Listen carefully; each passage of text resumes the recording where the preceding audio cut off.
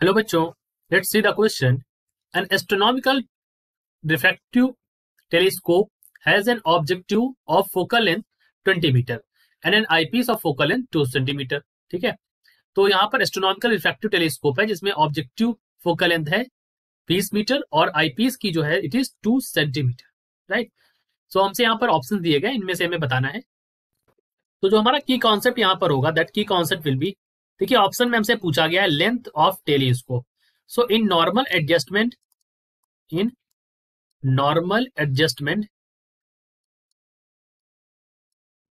जो length of telescope होती है हमारी, लेंथ ऑफ टेलीस्कोप जिसको हम एल से रिप्रेजेंट करते हैं यहां पर. So length of telescope that is L is equal to F O focal length of objective plus focal length of eyepiece. F O और एफ ई क्या है? Focal length of objective and focal length of eyepiece. ठीक है, और जो magnification होता है हमारा उसको हम कैसे निकालते हैं? So magnification is equal to, magnification निकालने के लिए हम क्या करते हैं, we can find magnification m is equal to FO by FE.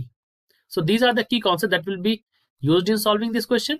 So we will use them. So this is for the length and this is for the magnification. So option number A अगर आप देखें, उन्होंने कहा है length of the telescope is 20.02 metre. तो देखिए focal length of objective जो है यहाँ पर 20 मीटर दे रखी है. फोकल लेंथ ऑफ आईपीस जो है वो 2 सेंटीमीटर दे रखी है, यानी कि 0.02 metre.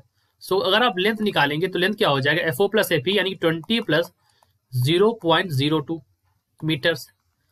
That is equal to, यहां से लेंथ की वैल्यू आ जाएगी, एल इज इक्वल टू, यहां से आ जाएगा L is equal to 20.02 metres. क्योंकि ये सेंटीमीटर में दे रखा था तो इसको हमने मीटर से बदल लिया, सो इट बिकम्स 0.02. ठीक है, तो लेंथ हो गया ऑप्शन नंबर ए, यहां पर सही हो गया. फिर हम बात करते हैं ऑप्शन बी में, जिन्होंने मैग्निफिकेशन के बारे में यहां पर कहा है. सो मैग्निफिकेशन यानी एम इज इक्वल टू क्या होता है? F O by F E. That is equal to, यहां से रखेंगे. सो एफ ओ की वैल्यू आप जानते हैं कितनी है,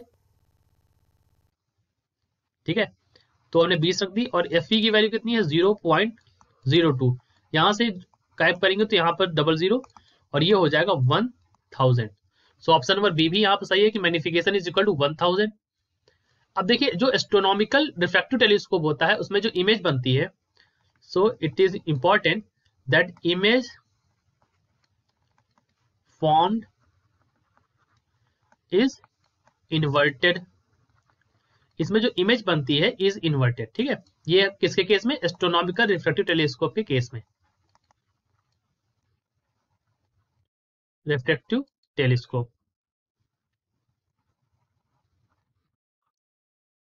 with respect to the object, ये इमेज हमारी इन्वर्टेड बनेगी. सो ऑप्शन नंबर सी यहां पर सही है. ऑप्शन डी में कहते हैं an objective of larger aperture will increase the brightness, और उसके बाद कह रहे हैं it will reduce the chromatic aberration of the image.